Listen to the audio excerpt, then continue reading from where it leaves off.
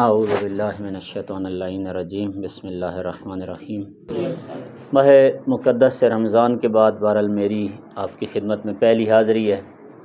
امید ہے پروردگار نے ہماری ماہ رمضان میں انجام دی جانے والی تمام عبادات کو اپنی بارگاہ میں قبول فرمایا، اور وہ خیرات اور وہ عطا جو خدا نے اپنے اولیاء کو کی ہے، اپنے نیک اور صالحین بندوں کو کی ہے، خدا ہمارے بھی شامل حال فرمائے۔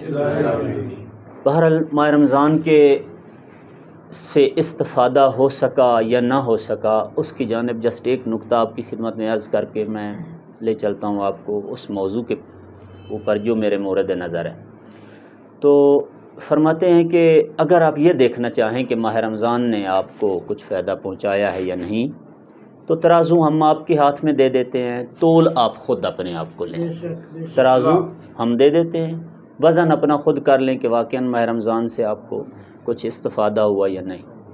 تو اسی طرح لیلۃ القدر سے کچھ استفادہ ہوا، جیسا کہ میں نے عرض کیا تھا کہ ہر بندے کو نہ لیلۃ القدر ملتی ہے، نہ ہر بندے کو ماہ رمضان ملتا ہے۔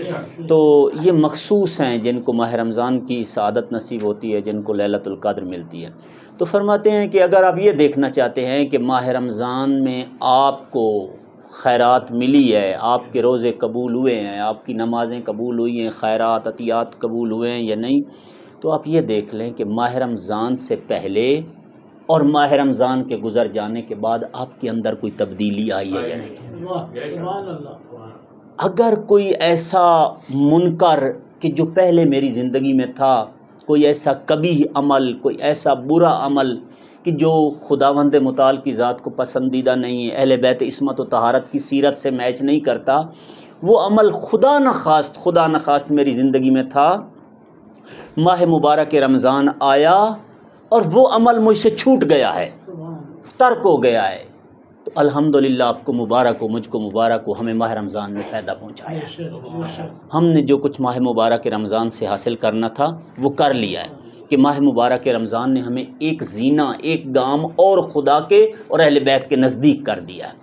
اور اگر ماہ مبارک رمضان آیا اور آ کر گزر گیا اور ہم جیسے تھے ویسے کے ویسے رہ گئے، تو مولا فرماتے ہیں پھر آپ اپنی قسمت کا شکوہ کریں، پھر آپ اپنی قسمت مقدر کا شکوہ، اس لیے کہ جس کو ماہ رمضان نہ بخشوا سکے، فرماتے ہیں بدبخت ہے وہ شخص جس کی زندگی میں ماہ رمضان آئے اور آ کر چلا جائے اور وہ اپنے گناہ نہ بخشوا سکے۔ یہ عید گزاری نا ہم نے، اس کا نام کیا تھا؟ عید الفطر۔ کیوں کہتے ہیں اس کو فطر؟ اس کا نام عید الفطر ہونا، اس کی وجہ کیا ہے؟ بعض لوگ کہتے ہیں کہ اس میں ہم فطرانہ دیتے ہیں، اس لیے نہ، وہ زکوٰۃ جسم ہے۔ فطرانہ زکوٰۃ جسم ہے کہ اللہ تعالیٰ نے ہمیں 30 روزے رکھنے کی توفیق دی، سالم جسم سالم رہا، ہم نے اللہ کی عطا سے اس جسم، اگر جسم بیمار ہو جاتا روزے نہ رکھتے نا، جسم میں کوئی بھی نقص آتا، فالٹ آتا، روزہ نہ رکھ سکتے۔ یہ زکوٰۃ جسم ہے، یہ جو فطرانہ دیا ہے۔ عید الفطر اس کو اس لیے کہتے ہیں کہ اس کا روٹ ورڈ ہے فطرت، یعنی فطرت سے یہ نکلا ہے عید الفطر۔ فطرت کو انگلش میں کیا کہتے ہیں؟ نیچر، یعنی نیچر۔ مطلب کیا؟ عید الفطر کا مطلب یہ ہوتا ہے کہ آدمی 30 روزے رکھنے کے بعد اپنی فطرت پہ واپس لوٹ آتا ہے۔ فطرت کیا ہے؟ وہی پاک و پاکیزہ فطرت، کہ جس دن ہم پیدا ہوئے تھے تو ہماری فطرت پاک تھی اور ہمارے دامن میں کوئی گناہ نہ تھا۔ 30 روزے رکھنے کے بعد فرمایا گیا کہ آج پھر آپ ایسے ہی ہیں جیسے آج ماں کے شکم سے باہر آئے ہیں۔ صلوات پڑھیں محمد و آل محمد کی ذات، اللہم صلی علی محمد و آل۔ عید الفطر یعنی عید فطرت، یعنی میں اپنی نیچر پہ واپس آ گیا ہوں، اسی طرح ہو گیا ہوں جیسے پیدا ہوا تھا تو میرے دامن میں کوئی گناہ نہ تھا، اسی طرح آج 30 روزے رکھنے کے بعد، لیلۃ القدر گزار لینے کے بعد، آج پھر میں ویسا ہی ہو گیا ہوں جیسے عاشقہ میں مادر سے باہر آیا، جیسے عاشق۔ پھر یہ دیکھنا ہے کہ کون سی ایسی پازیٹیو خصوصیت میرے اندر ماہ رمضان کریٹ کر گیا ہے۔ مثلا پہلے میں باوضو نہیں رہتا تھا، اب میں دائم الوضو ہو گیا ہوں۔ بہت بڑی سعادت ہے۔ جو مومنین معجزہ دیکھنا چاہتے ہیں، اپنے وجود کے اوپر معجزہ دیکھنا چاہتے ہیں، یہ 40 دن دائم الوضو رہ کے دیکھیں۔ اس ذکر کی قسم، ان کا دنیا کو دیکھنے کا زاویہ ہی بدل جائے گا۔ 40 دن فقط پریکٹس کریں، جیسے ہی وضو آپ کا ختم ہو فوراً اٹھ کے دوبارہ سونے سے پہلے بھی وضو کریں تاکہ ساری رات آپ کی عبادت میں کنسیڈر. 40 دن دائم الوضو رہیں. 40 دنوں کے بعد دیکھنا آپ کا دنیا کو دیکھنے کا زاویہ ہی بدل جائے گا. جس چیز پہ دنیا اپنی زندگی اور جان دے رہی ہے آپ کے نزدیک وہ اتنی بے ارزش اور بے اہمیت ہوگی کہ شاید جوتے کی نوک سے اس کو اپنے رستے سے سائڈ پہ ہٹا دیں. آپ کے امور آپ کو ایسے لگے گا ڈائریکٹ آسمان سے قدرت پروردگار سے آپ کے تمام معاملات حل ہو رہے ہیں، اور آپ محسوس کریں گے، لمس کریں گے کہ یہ غیبی مدد ہے جو میرے شامل حال ہے. اور مثلا میں دائم الوضو پہلے نہ تھا، دائم الوضو ہو جاؤں. خدا نخواست اپنے رشتہ داروں میں سے کسی کے ساتھ پہلے میرا کوئی ایسی چیز تھی، غصہ تھا، ناراضگی تھی، یا میں اپنی اولاد پہ یا بیوی پہ خدا نخواست کبھی غصہ کر لیتا تھا. اب بالکل اس چیز کو اپنے وجود سے نکال دینا ہے کہ جیسے میں یہ کل ہی اپنے استاد ارجمند قبلہ مسعود علی سے سن رہا تھا کہ ہمارے ایک آیت اللہ تھے، تو آیت اللہ نجف میں درس پڑھا رہے تھے، درس خارج کی کلاس کو درس پڑھا رہے تھے کہ اچانک اسی کلاس کو گھر میں پڑھاتے تھے، اپنا درس یعنی گھر میں. بہرحال اللہ نے ہمارے بزرگ علماء کو اتنی سعادت بخشی ہے کہ ان کا وجود بذات خود دانشگاہ ہوتا ہے. جہاں پہ یہ وجود پہنچ جائے وہیں پہ ایک یونیورسٹی کھل جاتی ہے. تو ان کے گھر میں ان کی کلاس ہو رہی تھی، تو اچانک ان کی زوجہ کو نہیں معلوم کس وجہ سے غصہ آیا، تو وہ شاگردوں کے درمیان جہاں پہ وہ پڑھا رہے تھے وہیں آئی اور جو کچھ اس کی زبان میں طاقت تھی گالیاں دینے کی یا برا بھلا کہنے کی، اس نے جو کچھ کہہ سکتی تھی کہا. آیت اللہ نے اپنا سر جھکا لیا. شاگرد حیران ہیں، سارے درس خارج کی کلاس کے طلاب حیران ہیں، علماء حیران ہیں، لیکن یہ آغا اپنا سر جھکا کے بیٹھے ہیں. جو کچھ کہہ سکتی تھی اس نے کہا. جب آگے سے کوئی جواب نہ ملا تو آغا کے پاس ایک کتاب پڑی تھی جس سے وہ پڑھا رہے تھے. جب یہ گالیاں دینے لگی تو انہوں نے کتاب بند کر کے سائڈ پہ رکھ دی اور سر جھکا لیا. جب جانے لگی وہ کتاب اٹھائی اور آغا کے سر پہ ماری، امامہ اڑا، وہ جا گرا اور کتاب کا ورق ہو گیا. جب یہ سارا کچھ کر کے چلی گئی تو آغا نے فرمایا الحمدللہ الحمدللہ. یہ چلی گئی یہ سارا کچھ کر کے، آغا نے فرمایا الحمدللہ. طلاب نے کہا آغا مگر خدا کے دین میں طلاق کا آپشن موجود ہے یا نہیں ہے؟ کہا ہے. کہا کہ اس طرح کی زوجہ کو اپنے گھر میں رکھنا کیا یہ پسندیدہ ہے؟ آغا نے فرمایا کہ آپ کو نہیں معلوم، آپ کو نہیں معلوم. آج جس مقام پہ میں بیٹھا ہوں وہ اس کی وجہ سے ہے. یہ جو تم میری ابا کے اوپر ہاتھ لگا کے چومتے ہو، یہ جو تمہارے دلوں میں میرا احترام اور میری عزت ہے، یہ اس زوجہ کی وجہ سے. انہوں نے کہا آغا وہ کیسے؟ فرمایا یہ جب میرے ساتھ اس طرح کا رویہ اپناتی ہے میں اس پہ صبر کرتا ہوں، خدا کے نزدیک میرا مقام اور بلند ہو جاتا ہے. جب یہ مجھ پہ اس طرح کی باتیں کرتی اور میں صبر کرتا ہوں، خدا صبر کرنے کے نتیجے میں اپنے خانوادے کے ساتھ صبر کرنے، زوجہ کی برائی پہ صبر کرنے کے نتیجے میں پروردگار میرا مقام بلند کر دیتا اور آپ لوگوں کے دلوں میں میری عزت اور بڑھا دیتا ہے. انہوں نے کہا آغا یہ تو بات سمجھ میں آ گئی کہ یہ کہانی یہ ہے.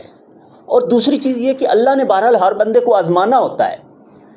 اب اس طرح کا عالم دین جس کی ابا کو لوگ ہاتھ لگا کے چومیں، ہم توقع کر سکتے ہیں بازار میں کسی سے جا کر وہ جھگڑا کرے گا، خدا نخواست کبھی کسی کو گالی. یہ تو وہ اولیاء ہیں کہ ان کی زبانیں یعنی عصمت کے مدارج ہیں. جو 14 معصومین کی عصمت ہے وہ مخصوص عصمت ہے. جناب عباس بھی علمدار غازی بھی معصوم تھے، جناب زینب بھی معصومہ تھی. ہمارے اولیاء ہمارے مجتہدین بھی عصمت کے ایک درجے پہ فائز ہیں. یہ لوگ معصوم نما ہوتے ہیں. ہم توقع کر سکتے ہیں یہ بندہ کسی کے ساتھ خدا نخواست دھوکہ کرے، فراڈ کرے، نہ، انہوں نے کبھی ایسا سوچنا ہی نہیں ہوتا. ان کا امتحان خدا کہاں پہ لے گا؟ جن کے تحت و شعور میں بھی نہیں آتا، گناہ کبیرہ تو بڑی دور، گناہ صغیرہ بھی ان سے سرزد نہیں ہوتا، معصوم نہیں ہے، معصوم نما ہیں. ان کا امتحان کہاں ہوگا؟ آقا نے فرمایا ہمارا امتحان یہیں پہ ہوتا ہے. اللہ نے چونکہ ہمیں بھی تو آزمانا ہے نا، بلندی پہ لے جانے کے لیے ہر بندے کا، نبیوں کا امتحان ہوا ہے. انبیاء کا اس دنیا میں امتحان، مگر جناب نوح کا امتحان نہیں ہوا۔ اسی طرح کی ایک بیوی جناب نوح کو ملی کہ قرآن فرماتا ہے کہ یہ اس بیوی کا اثر تھا کہ جناب نوح کا بیٹا نافرمان ہو گیا، یہ ماں کی تربیت کا اثر تھا۔ یہاں تک کہ قرآن فرماتا ہے نبی نوح کی بیوی بھی کافر ہو کے جہنمی ہو کے مری، کافر ہو کے مری۔ نبی لوط کی بیوی، ضرب اللہ مثلا للذین کفروا امرأۃ نوح و امرأۃ لوط، نبی لوط کی بیوی بھی کافر ہو کے مری، نبی نوح کی بیوی بھی کافر ہو کے مری۔ انبیاء کو اللہ نے بیویوں کے ذریعے آزمایا ہے، اسی طرح سے اولیاء کو آزمایا ہے۔ فرمایا کہ انہوں نے کہا کہ جی سمجھ آ گئی کہ یہ آپ کی آزمائش ہے اور آپ کا رتبہ بلند ہوتا ہے ان کے اس عمل پہ صبر کرنے کے بعد، یہ آپ نے الحمدللہ کیوں کہا ہے؟ الحمدللہ کیوں؟ اس طرح کے موقع پہ تو کوئی الحمدللہ نہیں کہتا۔ کہا الحمدللہ اس لیے کہا ہے کہ خداوند متعال نے مجھے صبر کی اس منزل پہ پہنچا دیا ہے کہ میرے ساتھ کوئی ایسے بھی کرے تو میں جواب میں الحمدللہ کہتا ہوں۔ صلوات پڑھیں محمد و آل محمد کی ذات، اللہم صل علی محمد۔ یہ مقام انبیاء ہے، یہ مقام انبیاء ہے۔ لازمی نہیں کہ نبی کو کوئی گالیاں دے تو جواب میں دعائیں دے، تو نبی کو پروردگار عالم نے یہ مقام عطا کیا ہے، ہم نہیں کر سکتے، ہم بھی کر سکتے ہیں۔ رسول اللہ کی شان میں ہے کہ حضور کو گالیاں دیتے تھے، حضور دعائیں دیتے تھے۔ یہ ہمارے بزرگ عالم دین ہیں، مجتہد ہیں کہ جن کو گالیاں بھی مل رہی ہیں اور ان کو زد و کوب بھی کیا جا رہا ہے، لیکن جواب میں الحمدللہ کہتے ہیں۔ اور فرمایا کہ دوسری وجہ یہ ہے کہ یہ میں نے اپنے مولا و آقا سید الشہداء سے سیکھا ہے۔ مصیبتوں پہ عوام صبر کرتی ہے، عوام کو کہا گیا وَتَوَاصَوْا بِالْحَقِّ وَتَوَاصَوْا بِالصَّبْرِ، مصیبتیں آئیں، مشکلات آئیں آپ کو، چونکہ حق کے بعد عموماً آپ کے جواب میں باطل آ جاتا ہے، یہ حق کے بعد صبر کا کوئی فلسفہ ہی نہیں بنتا نا۔ آپ نے حق بات کہی ہے، حق کام کیا تو صبر کی کیا ضرورت ہے؟ جیسے ہی آپ حق کریں گے باطل مقابلے میں آ جائے گا، باطل مقابلے۔ اب فرمایا اب آپ نے ثابت قدم رہنا ہے، باطل کی طاقت کو دیکھ کے گھبرانا نہیں ہے۔ یعنی اگر آپ ایران کے اندر پرچم اسلام بلند کرتے ہیں اور نعرہ لگاتے ہیں کہ ہم نے یہ انقلاب حضرت حجت کو دینا ہے، اب امریکہ اور پوری دنیا کی طاقتیں آپ کے مقابلے میں آئیں گی، پوری دنیا آپ کے اوپر سینکشنز لگائے گی، ہر طرف سے آپ کو ایک جیل میں بند کر دے گی، لیکن گھبرانا نہیں ہے، اسی طرح جیسے رسول اللہ شیب ابی طالب میں نہیں گھبرائے تھے۔ گھبرانا نہیں ہے، گھبرانا نہیں ہے، جیسے ہی حق کریں گے باطل آئے گا۔ وَتَوَاصَوْا بِالْحَقِّ وَتَوَاصَوْا بِالصَّبْرِ، عوام کیا کرتی ہے؟ مصیبت پہ صبر کرتی ہے۔ اولیاء اللہ مصیبت پہ صبر نہیں، شکر کرتے ہیں۔ اولیاء اللہ مصیبت پہ شکر۔ معلوم ہے کربلا میں جب سید الشہداء، میں مصائبہ بھی نہیں پڑھ رہا، سید الشہداء کا جب سارا خاندان قربان ہو گیا اور خود بھی زین ذوالجناح سے زمین پہ آ گرے، جب تیروں کی بچھاڑ ہوئی اور زین پہ بیٹھنے کی طاقت نہ رہ گئی اور زمین پہ آ گرے، تو مقتل کی کتابیں بتاتی ہیں مولا کی زبان پہ یہ تھا، الہی رزم بقضائک، میں تیری رضا پہ راضی ہوں، الہی رزم بقضائک تسلیماً لامرک لا معبود سواک یا غیاث المستغیثین، میں صابر نہیں ہوں، رزم بقضائک، میں راضی ہوں تیری تقدیر، صبر نہیں، راضی ہوں، الہی رزم بقضائک۔ فرمایا کہ الحمدللہ اس لیے کہا ہے کہ میرے مولا و آقا کی سنت ہے کہ جب آپ پہ مصیبت آئے، نہ یہ کہ اللہ کا شکوہ کرنا تو بڑی دور کی بات ہے، صبر سے بھی آگے بڑھیں، اللہ کا شکر ادا کریں جس نے آپ کو اس طرح کے مصائب پہ اور مصیبت پہ۔ لہٰذا آزمائشیں، کیا ماہ رمضان کے بعد میرا اخلاق اتنا چینج ہو گیا ہے کہ کبھی زوجہ یا کوئی بچہ میرے ساتھ کوئی اس طرح کی حرکت، نازیبا حرکت کر لے، میری شان میں گستاخی کر دے، تو میں اس کے اس عمل کو اپنے آقا و مولا کی طرح اور اپنے علماء اور مراجع عظام کی طرح جو ہے اس کو نہ فقط اگنور کروں بلکہ کیا کروں، اس پہ شکر کروں کہ پروردگار جو کچھ میرے ساتھ ہو رہا ہے میں سمجھتا ہوں یہ میرا امتحان ہے، یہ میرا امتحان ہے۔ آخری گزارش اس ضمن میں اور آپ کو لے چلتا ہوں آگے۔ اگر میں یہ دیکھنا چاہتا ہوں کہ میری عاقبت کیسی ہے، مرنے کے بعد میرے ساتھ کیا ہوگا، بہرحال ہم سارا دن صبح سے شام تک مکتب اہل بیت کی دہلیز پہ بیٹھے ہیں، محمد و آل محمد کے دروازے پہ بیٹھے ہیں اور سارا دن گدائی کرتے ہیں، 45 سال عمر ہو گئی، یا پڑھنے میں گزاری یا پڑھانے میں گزار رہے ہیں، سارا دن گدائی کرتے ہیں۔ جو مجھے سمجھ میں آئی ہے وہ یہ ہے کہ آپ یہیں پہ بیٹھ کے اپنی برزخ دیکھ سکتے ہیں، یہیں پہ بیٹھ کے اپنا قیامت دیکھ سکتے ہیں، یہیں پہ بیٹھ کے بعد از قیامت دیکھ سکتے ہیں، ادھر ہی اسی وقت۔ پیمانہ میں آپ کو بتا دیتا ہوں، برزخ اپنی آپ خود دیکھ لیں۔ فرماتے ہیں کہ اگر یہاں پہ رہتے ہوئے مخلوق خدا پہ آپ رحم کرتے ہیں تو مطمئن رہیں برزخ میں اللہ آپ پہ رحم کرے گا۔ وہاں پہ خدا من لا یرحم لا یرحم۔ اور اگر ہم کسی پہ یہاں چھوٹی موٹی غلطیوں کی وجہ سے، کسی بھی وجہ سے ہم ان کے اوپر سختی کرتے ہیں، جتنا کچھ کر سکتے ہیں ان کے بہرحال جو بھی ہمارے معاشرے میں ہوتا ہے وہ سارا کچھ کرتے ہیں، تو پھر مطمئن رہیں۔ پیغمبر فرماتے ہیں جو یہ رحم، جو مخلوق خدا پہ رحم نہیں کرتا، اللہ بھی اس پہ رحم نہیں کرے گا۔ من لا یرحم لا یرحم۔ ادھر ہی بیٹھ کے اپنی برزخ، میں اسی وقت، عین اسی وقت اپنی برزخ دیکھ رہا ہوں۔ آگے چل کر کیا ہونے، جو یہاں پہ گندم کاشت کرے گا آگے گندم کاٹے گا، جو جہاں پہ جو کاشت کرے گا آگے جو، ذرہ برابر بھی ومن یعمل مثقال ذرۃ خیرا یرا ومن یعمل مثقال ذرۃ شرا یرا۔ ذرہ برابر بھی نہ آپ کی نیکی کو ضائع کیا جائے گا، نہ آپ کے گناہ کو جو ہے ذرے ذرے کا جو ہے حساب ہوگا، ذرے، مگر یہ کہ وہ گناہ جو نیکیوں کو حبط کر دیتے، حبطت اعمالہم، کہ جن میں مثلا فرمایا کہ ایک گناہ نیکی جو ہے، نیکیوں کو حبط کرنے والا عمل یہ ہے کہ آپ پیغمبر کا احترام نہ کریں۔ ان الذین ینادونک من وراء الحجرات اکثرهم لا یعقلون۔ اس سے پہلے سورہ حجرات میں فرماتے ہیں کہ اگر تم نے پیغمبر کے سامنے بلند آواز میں بات کی اور ایسے بات کی کہ جیسے آپس میں کرتے ہو، تو خدا فرماتا ہے کہ میں تمہارے اعمال کو حبط کر لوں گا اور تم کو پتہ ہی نہیں ہوگا، تم کو پتہ ہی نہیں ہوگا۔ لہٰذا بعض اعمال ایسے ہیں، ورنہ جو کچھ یہاں پہ کیا ہے وہی آگے۔ اللہ عادل ہے، اللہ عادل ہے۔ برزخ، یہاں پہ مشکلات اور مصائب پہ صبر کرنے کے بعد میں اپنی برزخ یہیں پہ بنا رہا ہوں، یہیں پہ دیکھ رہا ہوں، جو کچھ یہاں کر رہا ہوں یہی کچھ آگے ملنے والا ہے۔ ایک نقطہ اس ضمن میں اور بھی آپ کی خدمت میں عرض کرتا چلوں، اور وہ یہ کہ بعض لوگ کہتے ہیں کہ جو قبر میں سوال جواب ہوتے ہیں، آپ کو پتہ ہے کہ ہر مسلمانوں کا ہر فرقہ کہتا ہے کہ میت سے قبر میں کچھ سوال پوچھے جاتے ہیں۔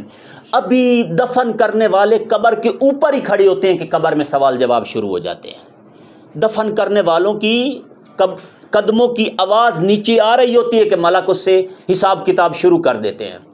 فرمایا کہ چند ایک سوال ایسے ہیں کہ جو مردے سے پوچھے جاتے ہیں، نکیرین اس کی قبر میں آ کے پوچھتے ہیں۔ اچھا، وہ ایسے سوال ہیں کہ آج 4-5 سال کے بچے کو بھی ہم یاد کروائیں طوطے کی طرح فر ہمیں سنائے گا۔ مثلا من ربک، تیرا اللہ کون ہے، بچے کو یاد کرو، اللہ جل جلالہ ربی، میرا اللہ میرا رب ہے۔ من نبیوں کا محمد صلی اللہ علیہ وآلہ وسلم نبی، من کتابوں کا قرآن کتابی، من قبلتوں کا کعبہ تو قبلتی، من اماموں کا علی امامی، حسن امامی، حسین امامی، ہاں علی ابن الحسین امامی، محمد باقر امامی۔ یہ سارا، یہ وہ سوال ہیں کہ 5 سال کا بچہ بھی جو ہے فر ہمیں سنائے گا۔ لیکن فرماتے ہیں کہ قبر میں بعض لوگ ایسے ہوں گے کہ جن کو شاید 1000 سال تک یاد نہ آئے کہ اللہ میرا رب ہے۔ کیوں؟ اس لیے کہ وہاں محفوظات ذہنی سے جواب نہیں دینا، کہ جیسے ادھر میں ایک سوال یاد کر لیتا ہوں، پیپر میں جا کے بیٹھ جاتا ہوں، وہ میرے ذہن میں ہوتا ہے تو میں وہاں جا کے فوراً جیسے وہ سوال آتا ہے تو لکھ کے تو اپنے نمبر لے لیتا ہوں۔ نہ، وہاں محفوظات ذہنی کا عمل دخل نہیں ہے، وہاں پورے کا پورا وجود اگر اطاعت پروردگار میں رہا ہوگا تو زبان کہہ سکے گی اللہ میرا رب ہے۔ اگر یہ وجود اطاعت پروردگار میں نہیں رہا، ممکن ہے 2000 سال گزر جائیں گے اور اس کو یاد ہی نہ آئے کہ اللہ میرا رب ہے۔ یعنی اللہ کے سامنے حتیٰ کہ جو اس دنیا میں نہیں بول سکتے وہ بھی بولیں گے، بچہ بھی بولے گا، جوان بھی بولے گا، ہر بوڑھا جوان، قبر میں ہر کسی سے سوال ہوتے ہیں اور ہر کسی سے جواب لیا جاتا ہے، ہر کسی سے جواب لیا جائے گا۔ لیکن وہاں پہ کون جواب دے پائے گا؟ جس کا وجود اس دنیا میں اطاعت پروردگار میں رہا ہوگا۔ کون کہے گا قرآن میری کتاب ہے؟ اس دنیا میں قرآن کے ساتھ مانوس ہے، قرآن سے استفادہ کرتا ہے، ہر روز قرآن کو پڑھتا ہے، قرآن کو پڑھ کر اس کا حکم اپنے وجود پہ نافذ کرتا ہے۔ اپنے گھر پہ نافذ کرتا ہے، اپنے معاشرے پہ نافذ کرتا ہے، اپنے اوپر قرآن کی حکومت قائم کرتا ہے، گھر پہ قرآن کی حکومت قائم کرتا ہے، یہ بندہ کہے گا قرآن میری کتاب ہے. ورنہ شاید سالوں سال، سینکڑوں سال گزر جائیں، اس کو یاد ہی نہ ہے کہ قرآن میری کتاب ہے، قرآن میری کتاب ہے. کون کہے گا علی امامی، جو یہاں پہ علی علیہ السلام کے نقش قدم پر چلتا رہا ہوگا، جو علی علیہ السلام کے نقش، میں لاکھ مرتبہ کہوں علی میرا امام ہے، علی امیر المومنین، علی واقعاً امیر المومنین کا مطلب ہوتا ہے میرے آگے آگے چلنے والا، میں ان کے پیچھے. ایک روایت میں ہے کہ جناب علی علیہ السلام اور حضرت سلمان فارسی ایک دفعہ کسی کھیت میں سے گزر رہے تھے، کھیت کو تازہ تازہ پانی لگا تھا لیکن زمین کچھ نرم ہو چکی، یعنی خشک ہو گئی تھی، اتنی نرم تھی کہ اس کے اوپر پاؤں لگ رہے تھے لیکن پانی ابھی ابھی لگا تھا اس کو. تو حضرت علی اور جناب سلمان جب گزرے تو کھیت کا مالک کہتا ہے میں نے دیکھا کہ 2 بندے یہاں سے گزرے ہیں. جب میں نزدیک آیا، جب وہ گزر گئے میں نزدیک آیا تو میں نے دیکھا کہ بندے 2 گزرے ہیں لیکن قدموں کے نشان ایک بندے کے ہیں. بندے 2 گزرے ہیں لیکن قدموں کے نشان ایک بندے کے ہیں. وجہ کیا ہے؟ وجہ یہ ہے کہ جہاں علی قدم رکھتے تھے وہیں سلمان قدم رکھتا تھا، نہ 1 انچ آگے نہ 1 انچ پیچھے. یہ ہے شیعت و امیر المومنین. صلوات پڑھیں امیر المومنین کی ذات پر، اللہم صلی علی محمد. یہ بندہ کہہ سکے گا کہ علی میرا امام ہے، یہ بندہ کہہ سکے گا حسن میرا امام ہے. یہ بندہ جس نے اپنے وجود پہ معصوم کے حکم کو نافذ کیا ہوگا، جس نے اپنی زندگی اپنی مرضی سے نہیں معصوم کی مرضی سے گزاری ہوگی، مولا کی مرضی سے. میرا دل کہہ رہا ہے کہ ان کے ساتھ انہوں نے میرے سے زیادتی کی ہے، میں بھی ان سے جواب میں زیادتی کروں. مولا فرما رہے ہیں نا، یہ ہماری مجلس میں آ کے بیٹھتے ہیں، ہمارے غم میں آ کے روتے ہیں، ہماری وجہ سے ان کو چھوڑ دو. چھوڑنا پڑے گا، مگر اسلام کا معنی تسلیم نہیں ہے. تسلیم کا مطلب یہی نہیں ہے کہ اب میرے وجود پہ میری مرضی نہیں میرے مولا کی مرضی چلے گی. اسلام کا یہی معنی ہے نا. جو شہادتین کہتے ہیں یہ ایک پورا کا پورا کانسٹیٹیوشن، ایک پورا آئین ہے جس کے اندر ہم نے داخل ہونا ہوتا ہے.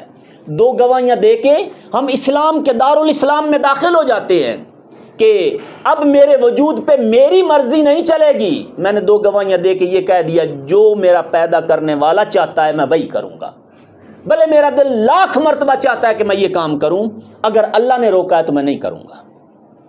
یہ ہے اسلام، یہ اسلام ہے. پیغمبر گرامی اسلام کے پاس ایک شخص آیا، اس نے آ کے کہا کہ یا رسول اللہ، زمانہ جاہلیت میں مجھ سے جیسے دوسرے عرب گناہ کرتے تھے مجھ سے بھی ایک گناہ ہوتا تھا، اور وہ یہ کہ میں اپنی بیٹیوں کو زندہ دفن کرتا تھا، زندہ دفن کرتا تھا.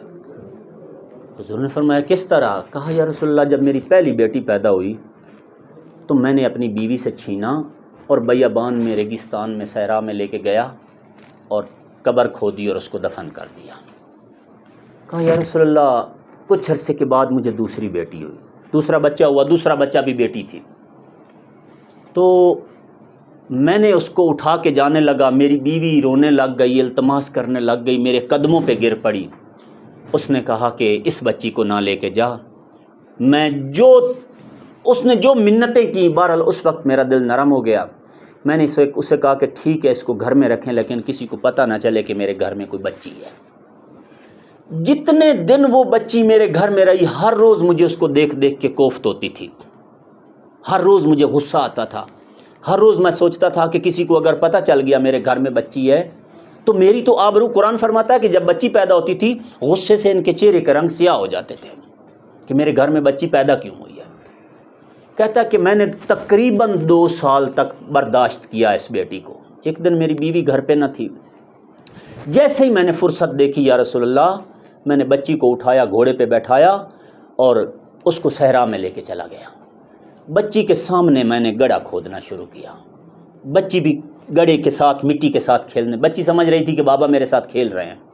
میں نے بچی کو گڑھے میں کھڑا کیا، بچی ہنسنے لگ گئی. میں نے مٹی ڈالنا شروع کی، وہ ہنستی رہی میری طرف دیکھ کر. وہ سمجھ رہی تھی کہ بابا مجھ سے کھیل رہے ہیں. یا رسول اللہ، ایک وقت ایسا آیا کہ جب بچی کو گلے تک مٹی آئی تو بچی رونے لگ گئی یا رسول اللہ، مجھے اس کے رونے نے میرے اوپر کوئی اثر نہ کیا، یہاں تک کہ یا رسول اللہ وہ وقت آیا کہ مٹی اس کے منہ میں جب جانے لگی تو اس نے میری پناہ لی، مجھے کہا یا ابتے، بابا میری مدد کر، لیکن مجھ کو رحم نہ آیا، میں نے اس کے اوپر پھر مٹی ڈال دی۔ یا رسول اللہ میں نے اس کو بھی دفن کر دیا، اے نبی خدا، کیا یہ میرا گناہ معاف ہو سکتا ہے؟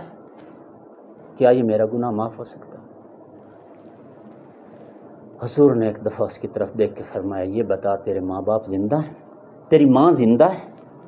کہا نہیں یا رسول اللہ وہ مر گئی ہے۔ فرمایا کہ تیری خالہ زندہ ہے، ماں کی بہن زندہ ہے؟ فرمایا وہ زندہ ہے۔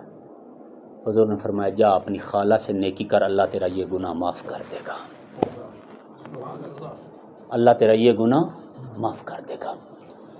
روایت بتاتی ہے یا یہی وقت مقام تھا یا کوئی اور۔ جب یہ بندہ تھوڑا سا آگے چلا، حضور نے فرمایا لو کانت امہ، کاش اس کی ماں زندہ ہوتی اور یہ جا کے اس کے ساتھ بھلائی کرتا، خدا اس کا اتنا بڑا گناہ معاف کر دیتا۔ لو کانت امہ، کاش اس کی ماں زندہ ہوتی۔ مطلب کیا ہے؟ مطلب یہ ہے کہ جن کے والدین اس وقت موجود ہے دنیا میں، مجھے اس منبر کی قسم، اس مسجد کی قسم، دنیا و آخرت کا سرمایہ آپ کے اپنے گھر میں موجود ہے۔ جس بلندی پہ جانا چاہتے ہیں ان والدین کی دعاؤں سے آپ جا سکتے ہیں، اور جن کے والدین دنیا میں نہیں ہیں، فرماتے 40 دن تک یا 40 ہفتوں تک آپ ان کی قبر پہ جاتے رہیں اور جا کے فاتحہ پڑھیں اور دعا کرتے رہیں، جس مقام پہ جانا چاہتے ہیں خدا آپ کو پہنچا دے گا، والدین کی دعا سے۔ والدین کی اطاعت دین مبین میں اللہ نے اپنی اطاعت کے ساتھ وابستہ کر دی، جوڑ دی ہے۔ فرمایا وَإِذْ أَخَذْنَا مِيثَاقَكُمْ سے عہد لیا، کیا عہد لیا؟ لا تعبدون الا اللہ، اللہ کے سوا کسی کی عبادت نہ کرنا، وبالوالدین احسانا، اور والدین کے ساتھ بھلائی کرنا۔ ہمارے ایک مفسر ہیں، وہ اپنی تفسیر میں فرماتے ہیں کہ یہ جو اللہ تبارک و تعالیٰ نے اپنی عبادت کے فوراً بعد والدین کے ساتھ احسان کا حکم دیا ہے، وہ فرماتے ہیں کہ معلوم ہے کیوں ہے؟ فرمایا اس لیے کہ عبادت میں افضل ترین عبادت شرک کے بعد والدین کی اطاعت ہے۔ وبالوالدین فرماتے ہیں کہ اللہ کی نظر میں توحید پر ایمان لے آنے کے بعد افضل ترین عبادت والدین کی اطاعت ہے، اور والدین میں پھر والدہ، پھر ماں۔ فرمایا کہ ایک شخص نے آ کے کہا یا رسول اللہ میرے والد پہ کہ مجھ پہ کیا حق ہیں، کیا حقوق ہیں؟ فرمایا کہ والد کے حقوق یہ ہیں کہ جب تک وہ زندہ ہے آپ ان کی اطاعت کریں، اور جب مر جائیں تو بہرحال ان کے لیے دعا کریں، ان کے لیے ایک فرما بردار بیٹے کی حیثیت۔ کہا کہ یا رسول اللہ والدہ کے کیا حقوق ہیں؟ فرمایا کہ والدہ کے حقوق، پھر فرمایا والدہ کے حقوق۔ فرمایا عبد خدا، اگر پروردگار تجھے اتنی لمبی عمر عطا کرے کہ جتنی ریگستانوں اور صحراؤں اور دریاؤں اور سمندروں میں پڑے ہوئے ریت کے ذرات ہیں، ان ذرات کے برابر تیری عمر ہو، یا جتنے بارش کے قطرات ہیں ان قطرات کے برابر تیری عمر ہو، تو ساری کی ساری زندگی اپنی ماں کی خدمت کرتا رہے، اس زمانے کا حق ادا نہیں کر سکتا جس زمانے اس نے تجھے اپنے شکم میں رکھا تھا۔ اگر اللہ تجھے اتنی عمر عطا کر دے اور تم مسلسل اپنی ماں کی خدمت کرتا رہے، پھر بھی آپ اپنی والدہ کے اس زمانے کا حق ادا نہیں کر سکتا جس زمانے اس نے تجھے اپنے شکم میں رکھا تھا۔ ایک شخص آیا، اس نے کہا یا رسول اللہ بڑھاپے میں میری ماں بد اخلاق ہو گئی ہے۔ حضرت نے فرمایا خوب کیسے؟ کہا کہ یا رسول اللہ ہر بات پہ عیب نکالتی ہے، بار بار باتوں کو دہراتی ہے، چھوٹی چھوٹی باتوں کے اوپر پوچھتی ہے کیا کہ وہ۔ حضرت نے فرمایا اچھا یہ بتا، آج تجھے ماں کا اخلاق بد یاد آ گیا ہے؟ جب تو چھوٹا تھا تو اس نے تجھے کس حد تک برداشت کیا ہے؟ اس نے کہا یا رسول اللہ میں نے اپنی ماں کا حق ادا کر دیا۔ فرمایا کیسے؟ کہا 2 دفعہ کندھوں پہ بیٹھا کے طواف کعبہ کروایا ہے، 2 دفعہ کندھوں پہ بیٹھا کے حج کروایا، طواف کعبہ کروایا۔ حضرت نے فرمایا اچھا یہ 2 دفعہ حج کروانے کے بعد آپ سوچ رہے ہیں کہ آپ نے اپنی ماں کا حق ادا کر لیا؟ حضرت نے فرمایا یہ بتا، جس دن تو شکم مادر میں تھا اور ابھی پیدا ہونے کے قریب تھا، تو نے ایک انگڑائی لی تھی، تیری انگڑائی کی وجہ سے تیری ماں کو تکلیف ہوئی تھی، تیری ماں کی ایک چیخ نکلی تھی، اس کو وہ عرش عظیم تک گئی تھی، اس کا حق ادا ہو گیا ہے۔ فرمایا جس رات سردی کی رات، یہ تو آج پیمپر وغیرہ، سردی کی رات تو نے بستر پہ پیشاب کر دیا تھا، تیری ماں کو پتہ چلا، تجھے اٹھا کے گرم جگہ پہ سلایا، ساری رات تیرے گیلے بستر پہ سوتی رہی، اس رات کا حق ادا ہو گیا۔ فرمایا بندہ خدا یہ کیا بات کر رہا ہے کہ تو نے ماں کا، فرمایا جتنی بھی خدمت کر لے ماں کا حق ادا ہو ہی نہیں سکتا۔ وہ موت کے کنارے پہ گئی ہے تاکہ تجھے پیدا کرے۔ ماں کہاں تک پہنچتی ہے ہمیں دنیا میں لے آنے کے لیے؟ موت کے منہ میں جاتی ہے تاکہ ہمیں دنیا میں لے آئے۔ فرمایا وہ موت کے دہن میں جا کر تجھے دنیا میں لے کے آئی ہے، پھر 2 سال تک تجھے دودھ پلایا۔ ماں جب دودھ پلا لیتی ہے تو اس کے اندر ایک سستی آ جاتی ہے، وجود کمزور ہو جاتا ہے۔ فرمایا اپنی ہڈیاں اس نے کمزور کی، تیری ہڈیوں کو مضبوط کیا۔ تو سوچ رہا ہے کہ تو نے وہ حق ادا کر لیا ہے؟ فرمایا ماں وہ ذات ہے کہ جس کا حق ادا ہو ہی نہیں سکتا۔ لیکن یہاں پہ میں ایک نقطہ والد کے حوالے سے بھی عرض کرتا چلوں، اور وہ یہ کہ والدہ جتنی بھی ناراض ہو کبھی بھی اولاد کو دل سے بد دعا نہیں کرتی، جتنی ناراض ہو جائے دل سے بد۔ مثلا اگر یہ بھی کہے نا کہ آپ جا رہے ہیں، خدا کرے آپ کا جنازہ واپس آئے، بیٹے سے کہے بیٹی سے کہے جا رہے ہو تمہارا جنازہ واپس آئے، ایسا سے کوئی شانہ ہلا کے کہے بی بی واقعا تیرے بیٹے کا جنازہ ہے، گھبرا کے کہے نہ بابا اللہ نہ کرے، ایسے ہی منہ سے نکل گیا ہے، اللہ نہ کرے، ایسے ہی منہ سے۔ ماں کبھی بھی دل سے بد دعا نہیں کرتی، لیکن باپ صبر کرتا رہتا ہے، صبر کرتا رہتا ہے، صبر کرتا رہتا ہے، لیکن جب بد دعا کرتا ہے تو دل سے بد دعا کرتا ہے۔ اور علی ابن موسیٰ رضا فرماتے ہیں اللہم صلی علی محمد وعلی محمد، کہ والد کی بد دعا کا ایک اثر یہ ہے کہ آدمی مقطوع النسل ہو جاتا ہے، بے اولاد ہو جاتا ہے، اس کی آگے چل کر نسل دنیا میں ختم ہو جاتی ہے۔ والد کی بد دعا کا ایک اثر، ایک نتیجہ یہ ہے، ابھی عین اسی وقت اگر یہاں پہ کوئی ایسا شخص ہے کہ جس کی اولاد نرینہ نہیں ہے یا بے اولاد ہے، یا آگے چل کر کم اولاد ہے، ایسا ایسا یہ جو 1 آدھ بچہ یا 2 بچے، یہ آگے چل کر چونکہ والد کی بد دعا ہے، یہ آپ کی نسل منقطع ہو جائے گی، دنیا میں آپ کا نام لینے والا بھی کوئی نہیں رہے گا۔ مولا فرماتے ہیں کہ والد کی بد دعا کا اثر، ایک اثر یہ ہوتا ہے کہ آدمی مقطوع النسل ہو جاتا ہے، اب تر ہو جاتا ہے اسی دنیا میں۔ تو والد صبر کرتا رہتا ہے، صبر کرتا رہتا ہے، صبر کرتا رہتا ہے، اچانک اس کے دل سے، تہہ دل سے بد دعا نکلتی ہے، اور خدا نہ کرے کسی کو والد کی بد دعا ہو۔ ہمارے ایک آیت اللہ تھے، یہی اصفہان میں ایک قبرستان ہے، قبرستان تخت فولاد، تو صبح صبح وہ قبرستان میں آئے، اسی وقت ایک جنازہ لے کے آئے، تو کسی نے پہچانا کہ یہ تو ہمارے بزرگ عالم دین آیت اللہ ہیں۔ میں نے عرض کیا کہ اللہ نے ہمارے علماء کو یہ شرف عطا کیا ہے، اسی دنیا میں بیٹھ کر عالم برزخ دیکھ لیتے ہیں لوگوں کا، اسی دنیا میں بیٹھ کر عالم برزخ دیکھ۔ کوئی گیا بھاگا بھاگا، اس نے کہا آغا سید یہ ایک جنازہ ہے، مومن کا ہے، شیعہ کا ہے، تو آئیں اس کی تلقین تو پڑھ دیں۔ فرمایا ٹھیک ہے کوئی مسئلہ نہیں۔ جب اس کو قبر میں اتارا تو آپ کو معلوم ہے ایک تلقین قبر میں اتر کے پڑھی جاتی ہے، ایک قبر کو بند کرنے کے بعد پڑھی جاتی ہے۔ جب سید تلقین پڑھنے کے لیے قبر میں اترے تو سید نے برزخ دیکھی تو فرمایا باہر نکل آئے، فرمایا کہ اس کی قبر کو بند نہ کرنا، بند نہ کیا، فرمایا کہ اس کے کچھ رشتہ دار ادھر موجود ہیں۔ والد کھڑا تھا، کہا جی، فرمایا کہ اس کا والد ادھر موجود ہے، کہا جی میں اس کا والد ہوں۔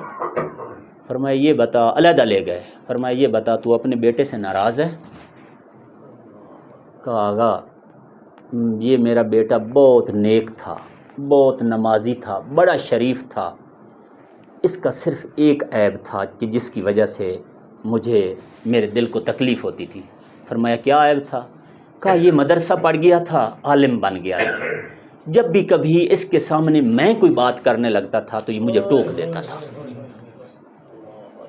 یہ مجھے ٹوک دیتا تھا، کہتا تھا کہ جب تیرے پاس علم نہیں ہے تو نہ بول، مجھے ٹوک، میرے دل کو بہت تکلیف ہوتی تھی۔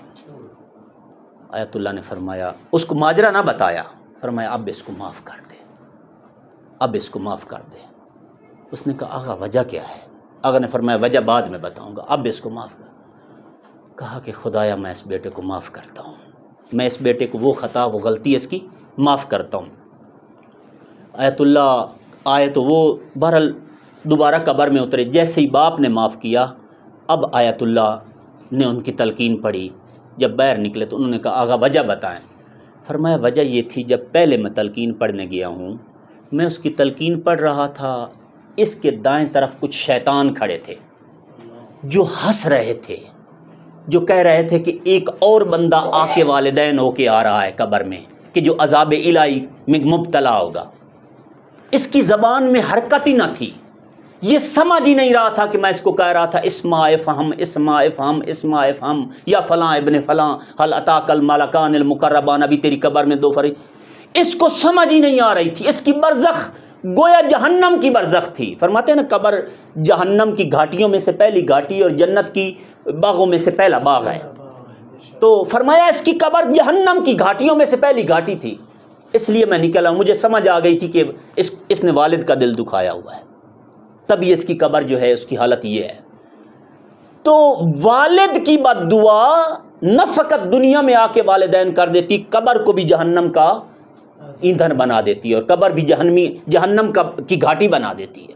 لہٰذا والدات، حق کے والدہ ادا ہی نہیں ہو سکتا، حق کے ماں ادا ہی نہیں ہو سکتا، کہ جتنی بھی ہم خدمت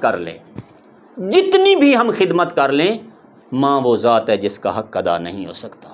بہرحال آج کی اس مجلس میں ہم چلتے ہیں اہل بیت عصمت و طہارت کی بارگاہ میں، اور وہاں سے ایک ماں کی دہلیز پہ آج ہم جا کے دستک دیتے ہیں اور ان سے گدائی کرتے ہیں، ان سے خیرات مانگ۔ آپ کو معلوم ہے کہ خاندان نبوت نے جب اس قدر والدہ کی اطاعت کا حکم دیا ہے تو وہ خود بھی اپنی ماؤں کے مطیع و فرما بردار تھے۔ یعنی اگر کوئی حاجت ہماری ڈائریکٹ معصوم کو کہنے سے پوری نہیں ہو رہی، فرمایا گیا معصوم کی ماں سے توسل کریں، معصوم کی ماں سے توسل کریں۔ معصوم اپنی ماں کی دعا اور ماں کی سفارش کو رد نہیں کرتا، لہذا حضرت حجت سے مانگنے کے لیے، اپنے زمانے کے امام سے مانگنے کے لیے مناسب ہے کہ ہم جناب نرجس خاتون کو وسیلہ بنائیں، حضرت کی والدہ کو وسیلہ بنائیں۔ جناب زہرا سے 11 اماموں سے مانگنے کے لیے، جو 11 اماموں سے مانگنے کے لیے ام الائمہ جناب زہرا کو وسیلہ بنائیں، جناب زہرا سے مانگنے کے لیے جناب خدیجۃ الکبریٰ کو وسیلہ بنائیں۔ فرمایا ماؤں کو وسیلہ بنائیں، جب کبھی کوئی دعا نہیں قبول ہو رہی، جب کبھی کوئی حاجت نہیں مل رہی۔ اسی طرح ابو فضل العباس سے مانگنے کے لیے جناب ام البنین کو وسیلہ بنائیں۔ یہ اہل بیت میں کچھ اہل بیت ایسی ہیں جو باب الحوائج ہیں، آپ کو بچے کو معلوم ہے، میں بس ایک واقعہ یاد دلانا چاہتا ہوں، بچے کو معلوم کہ جن میں ایک باب الحوائج جناب ابو فضل العباس ہیں۔ روایت بتاتی ہے کہ جیسے جناب عباس باب الحوائج ہیں ویسے جناب ام البنین بھی باب الحوائج ہیں۔ یہ ماں بیٹا دونوں باب الحوائج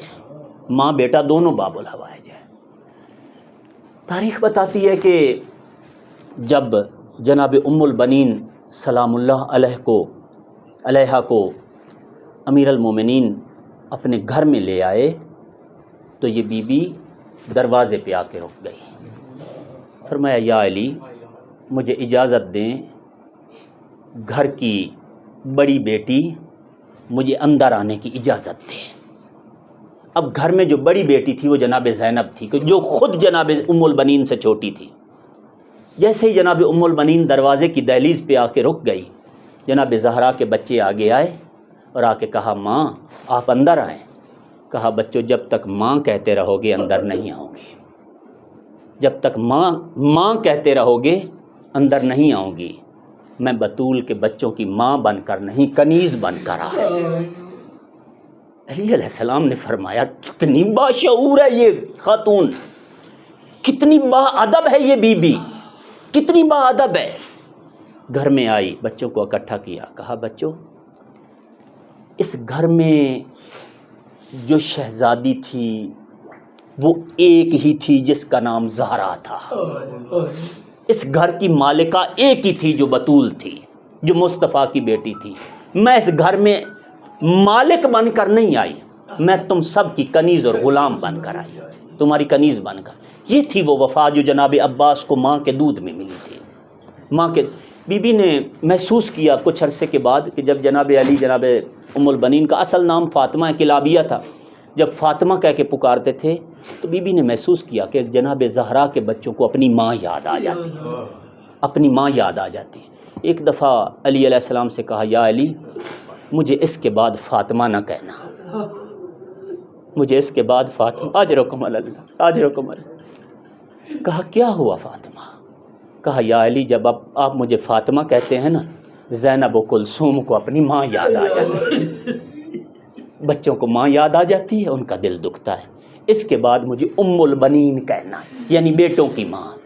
اس کے بعد مجھے ام البنین کہنا ہے.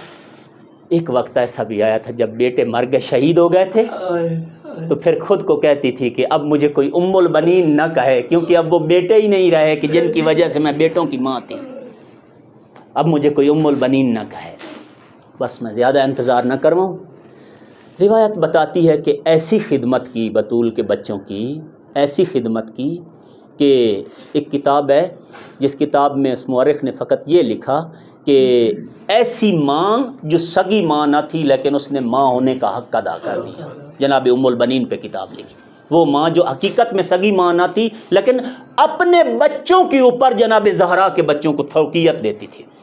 بچپن میں عباس سے کہا تھا، غازی عباس تجھے پتا ہے کہ تو ٹھیک ہے، تو علی کا بیٹا ہے، ٹھیک ہے تو علی کا بیٹا ہے، لیکن تیری ماں زہرا نہیں ہے.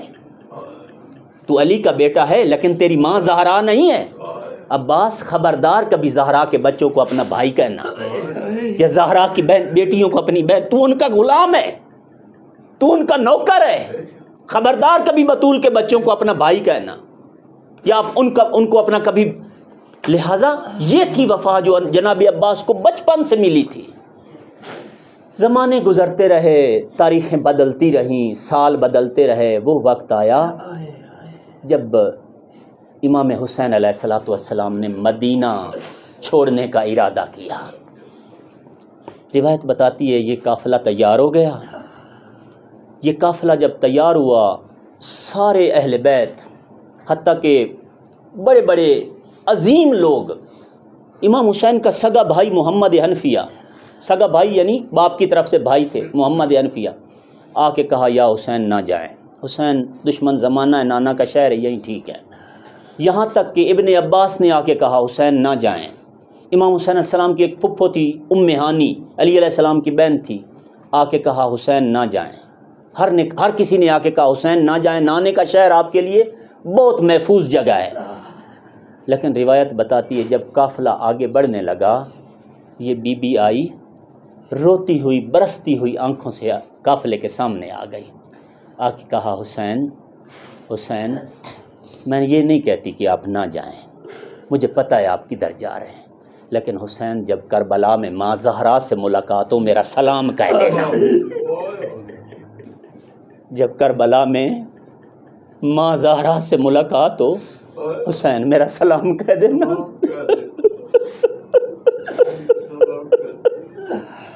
حسین علیہ السلام نے دعا کی، فرمایا کہ ماں آپ نے واقعاً حق کے مادری ادا کر دیا، اللہ آپ کو جزائے خیر عطا فرمائے، اللہ آپ کو جزائے خیر عطا فرمائے. فرمایا حسین تھوڑی دیر کے لیے رک جائیں، تھوڑی دیر کے لیے. اپنے بیٹوں سے کہا عباس، 4 بیٹے تھے جناب ام البنین کے، عباس میرے بچوں ادھر آ گئے. علیحدگی میں لے کے گئی، مضبوط انداز میں، سخت لفظوں میں فرمایا عباس سارے بھائی سن لو، حسین کے ساتھ جا رہے ہو، اگر حسین واپس آئے تو آنا ورنہ نہ آنا. اگر حسین واپس آئے تو واپس آنا ورنہ نہ آنا، ورنہ نہ آنا. میں نے تمہیں اسی دن کے لیے پالا تھا، میں نے تمہیں اسی دن کے لیے تیار کیا تھا. اگر حسین واپس آئے تو واپس آنا ورنہ نہ آنا. زمانے گزرتے رہے، کربلا میں شہید ہونے والے شہید ہو گئے، قیدی ہونے والے قیدی ہو گئے. جب یہ قیدی اپنے قیدیں گزار کے واپس آئے تو تاریخ بتاتی ہے، مقتل بتاتی ہے، 2 شہزادیوں کی، 2 بیویوں کی ملاقات دیکھنے والی تھی، 2 بیویوں کی ملاقات دیکھنے والی تھی۔ جب جناب ام البنین جناب زینب کے سامنے آئی، زینب کو دیکھ کے پہلا سوال کیا، زینب بہت ضعیفہ ہو گئی ہو، زینب آپ تو مجھ سے چھوٹی تھی، اس قدر ضعیفہ ہو گئی ہو، پہچانی نہیں جا سک رہی۔ جناب زینب نے کہا اماں جان شیبتنی المصائب، مجھے کربلا اور شام کے مصیبتوں نے بوڑھا کر دیا ہے، شیبتنی المصائب۔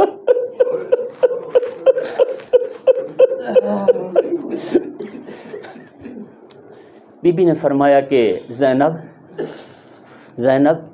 یہ بتا کہ کربلا میں میرے عباس نے وفا کی تھی؟